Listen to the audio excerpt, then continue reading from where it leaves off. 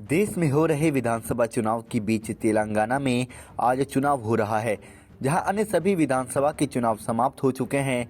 30 नवंबर को तेलंगाना में आखिरी राज्य के मतदान होंगे और इसके प्रधानमंत्री मोदी ने भी सभी मतदाताओं से बढ़ चढ़कर मतदान करने को कहा है।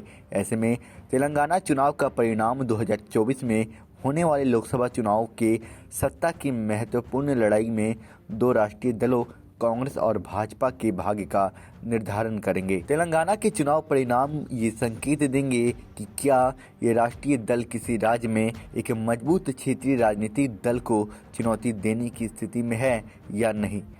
कांग्रेस जहां चुनाव परिणाम से अपना आत्म मूल्यांकन करना चाहती है कि कांग्रेस राहुल गांधी की भारत जोड़ो यात्रा और कर्नाटक विधानसभा चुनाव में प्रभावशाली प्रदर्शन करने के बाद क्या पूरे देश में पुनरुत्थान की स्थिति में है, वहीं भारतीय जनता पार्टी में तेलंगाना चुनाव के परीक्षण कर रही है कि क्या भाजपा का नरेंद्र मोदी केंद्रीय अभियान पार्टी को मजबूत क्षेत्रीय दलों के खिलाफ स्थिति बदलने में मदद करेगा, क्योंकि पश्चिम बंगाल, उड़ीसा, तमिलनाडु और आंध्र प्रदेश में क्षेत्रीय दल मजबूत से स्थापित हैं। देखा जाए तो तेलंगाना का चुनाव कांग्रेस और भाजपा दोनों के लिए केवल एक दूसरे के खिलाफ ही नहीं बल्कि क्षेत्रीय राजनीति ताकत के खिलाफ एक लड़ाई है, जो तेलंगाना राष्ट्र समिति के भारत राष्ट्र समिति में तब्दील होने के बाद से शुरू हो गई है।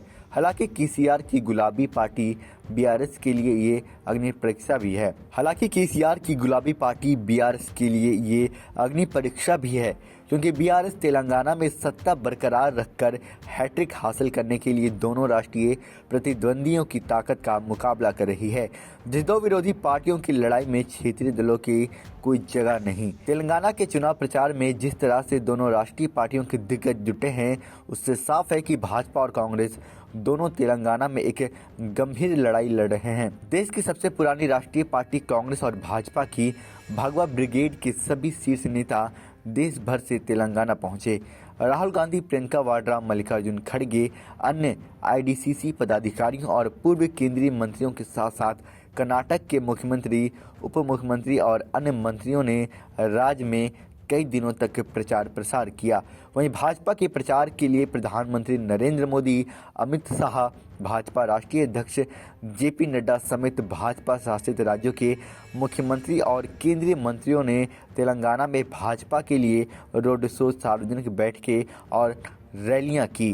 वहीं भाजपा से संबंधित सभी विंग, आरएसएस, विहिप, बजरंग दल, दुर्गा वाहिनी आदि के पैदल सैनिक भी मतदाताओं से संपर्क करते रहे। कांग्रेस नेताओं का कहना है कि उनकी पार्टी के पक्ष में हवा है। भाजपा नेताओं को यह भी लगता है कि मोदी शाह की बयार चल रही है। हालांकि कांग्रेस को अपनी 6 गारंटियों के बलबूते चुनाव में जीत पर पूरा भरोसा है। कांग्रेस और भाजपा के साथ साथ पूरा देश सच में 3 दिसंबर का बेसब्री से इंतजार कर रहा है। लोग ये जानने के लिए बेताब है कि केसीआर की बीआरएस की क्या यह ट्रिपल हैट्रिक होगी और केसीआर का तीसरा कार्यकाल होगा। यह लगातार 3 बार सत्ता हासिल करने में कांग्रेस की विफलता और लगातार 3 चुनावों में तीसरे स्थान पर खिसकने का बीजेपी का अविश्वसनीय रिकॉर्ड बनाएगी। क्या आगामी चुनाव परिणाम पिछले 2 बार 2014 और 2018 से अलग होंगे?